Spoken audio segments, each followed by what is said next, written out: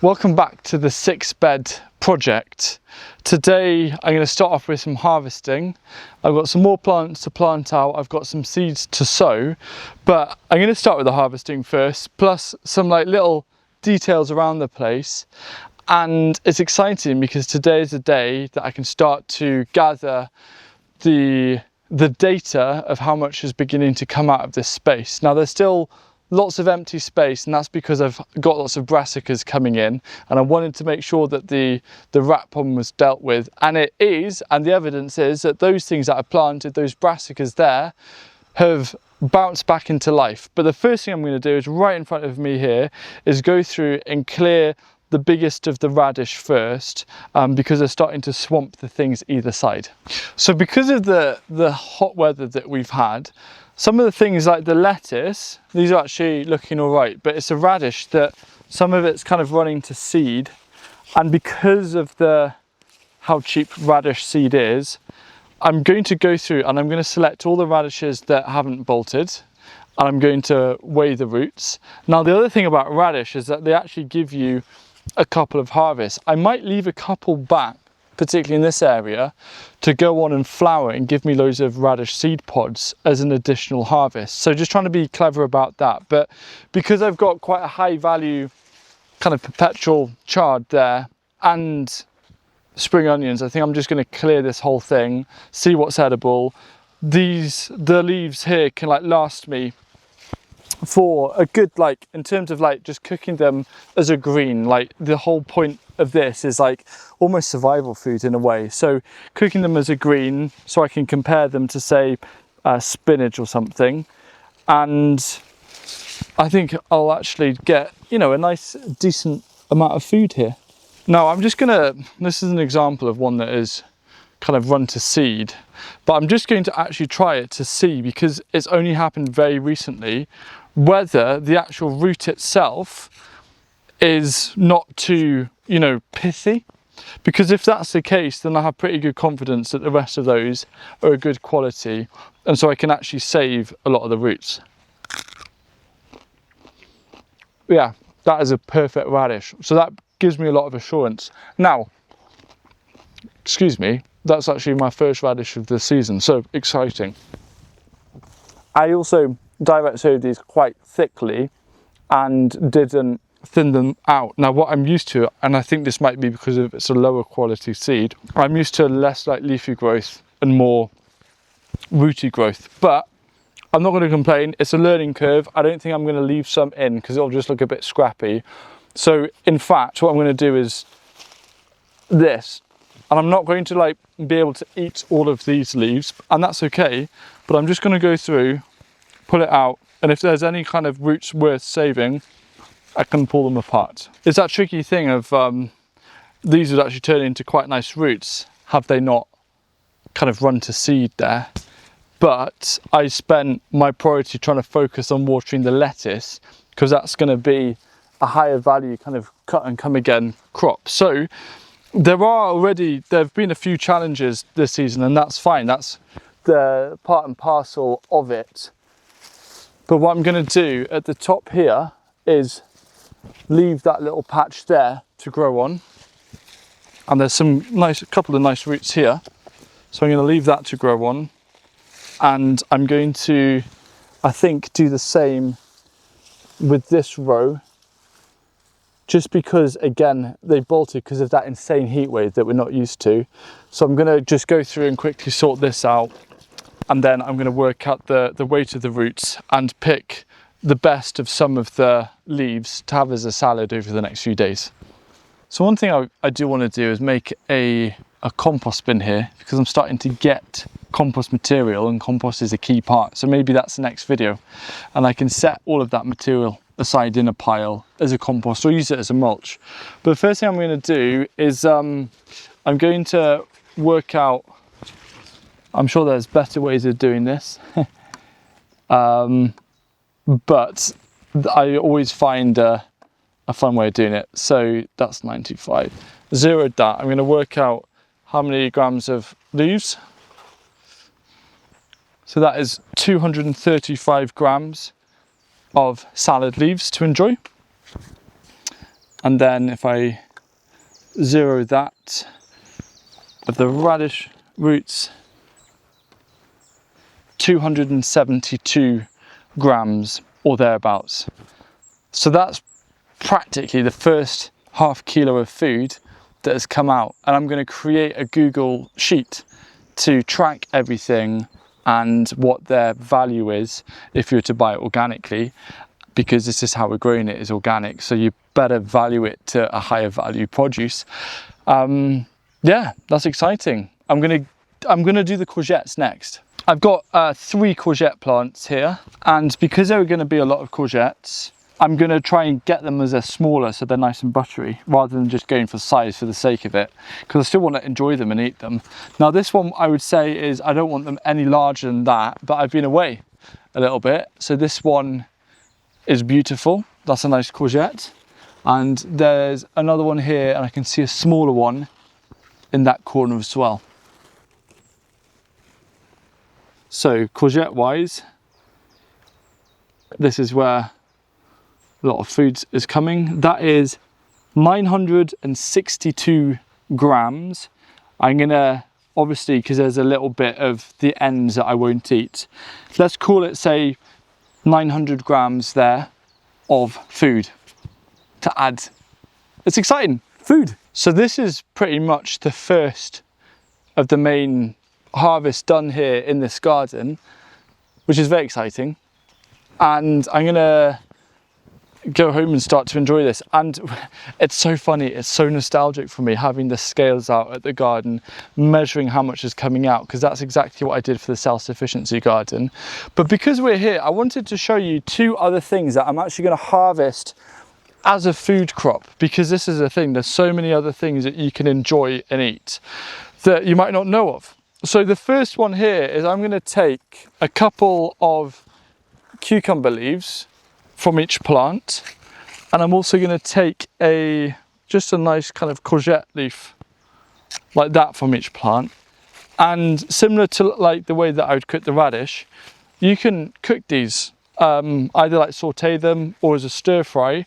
So actually these would be really nice cooked as a stir fry, and maybe I grill these and add them together, mix them together, and I've got a nice little side dish. So there you go, another, let's say 100 grams, 103 grams of food. So the cucumbers here are coming on nicely, but they've kind of done the flop. They need a little bit of support with some string to help make sure they're going in the right direction, rather than trying to take over where the courgettes are. And as you can see, there is a decent amount of growth that they're putting on, which is always very exciting to see. So I'm going to kind of spin that around a little bit. I have damaged a leaf, but that's fine.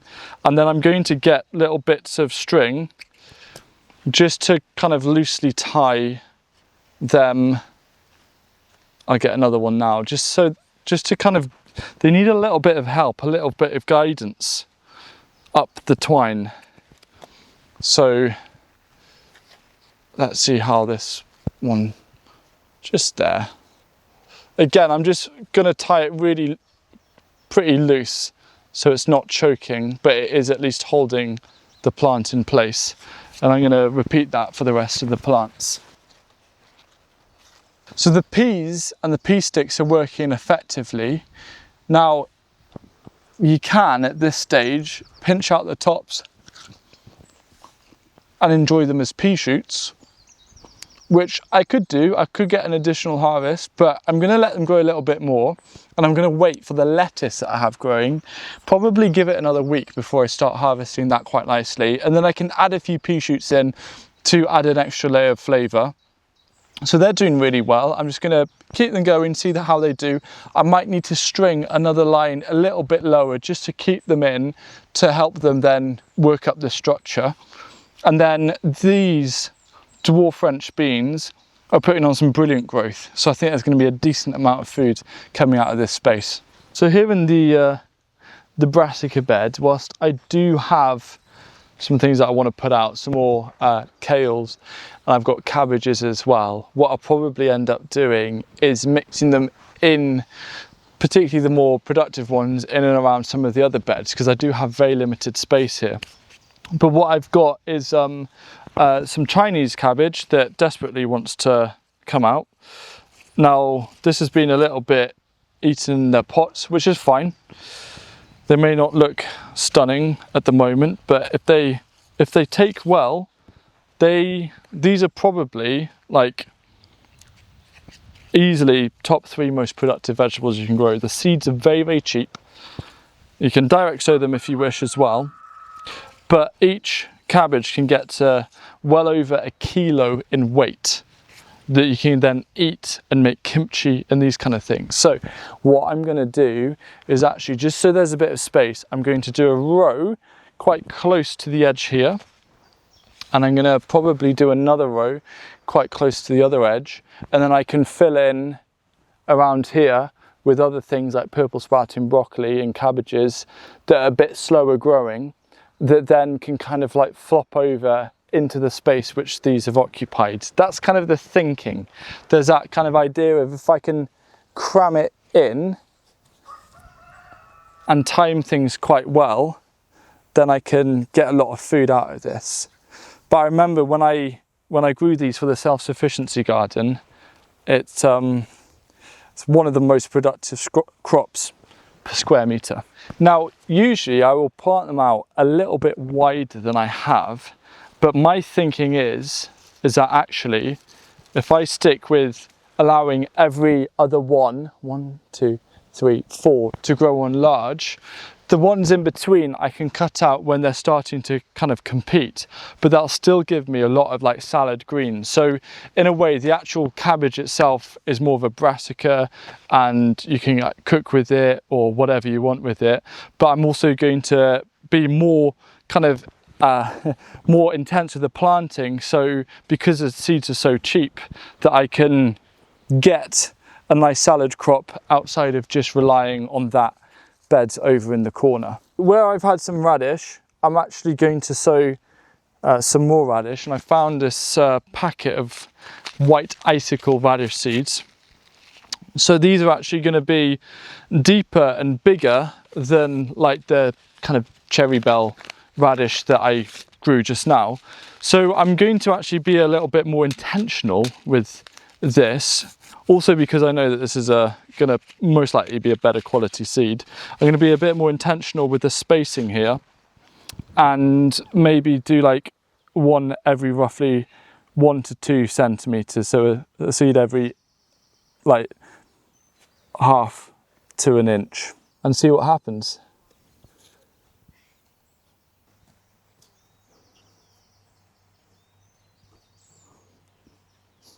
And I'm just going to do the exact same again here with this row.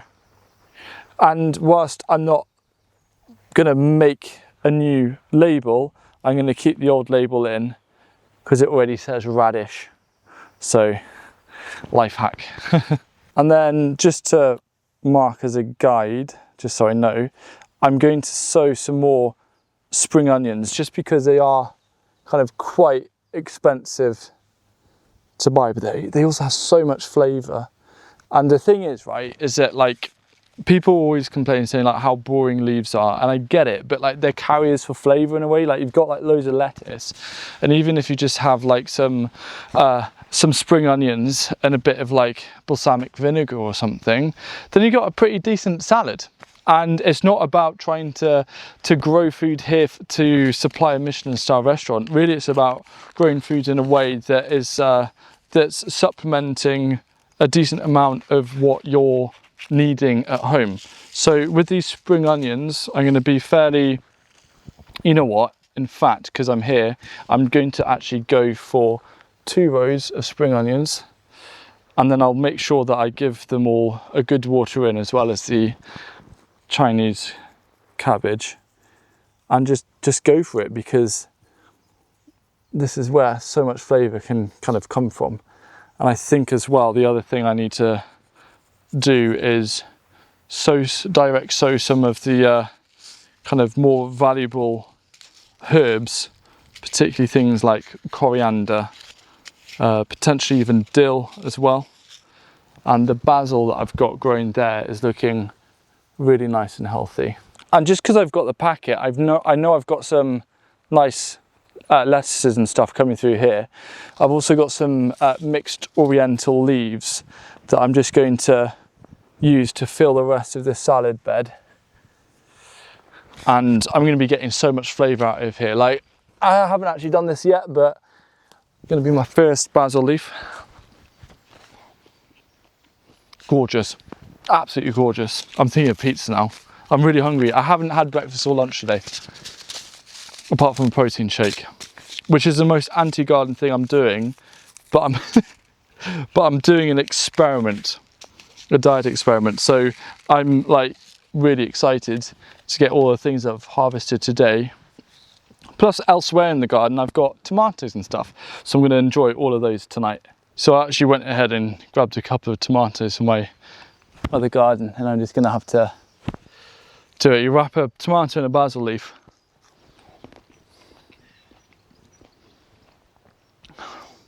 It's my first time this season doing that as well. Oh my days.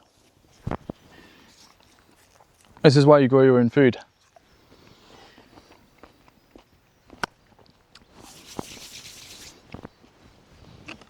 So there are certain areas that I'm not happy that I haven't filled with plants yet.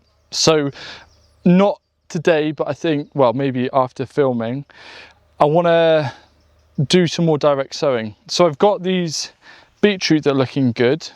There's been a bird that's been around a little bit, causing a bit of issue between the carrots, but it's mostly good.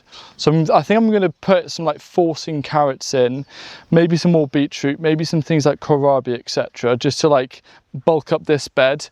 This bed in about, I'm excited because I'd say looking at all my seedlings, brassica seedlings, in about 4 to 5 days, they'll be plenty big enough to put these out. So this bed will feel a lot more, you know, usable. And you can see here, like, once this Australian tree cabbage has another week or so, I can then start harvesting some leaves from there, which is exciting, as well as like the keeper's kale, the Dorberton's kale, the extra beans that I've got growing up there. I'm not sure what to do with this space here yet, because the whole idea here is that this is a perennials bed. So potentially along the border, I could actually put in some perennial herbs that I need, maybe like rosemary or thyme or those kind of things. So I'm gonna have a little bit more of a think about that. The other thing is, like, next year, then I can have space and grow really productive things like mashua, for example. So mashua or Jerusalem artichokes, that kind of stuff. The legume bed is looking nice. Again, I've got some space here, so maybe I'll fit in some cabbages or purple sprouting broccoli to kind of enjoy, depending on what I have left over and available. I am happy with this bed. This is where we've already had nearly a kilo of, I mean, this bed so far has given a kilo of food if I include the leaves from the courgette and the cucumbers, but this is going to be significant. And this bed here with the salad is already made a good start. Yes, the radish could have been better, but I made the most of the fact that I've got some nice radish leaves to enjoy, and I'm going to let this grow and flower and give loads of beautiful radish seed pods, which are excellent to, again, to pickle and preserve and add a different crunch and texture to your salads. More has been sown. This part's looking good, so it's getting there. I think next time I do a video in about a week or so, I'm pretty sure I'll have worked out how to fill up this whole space.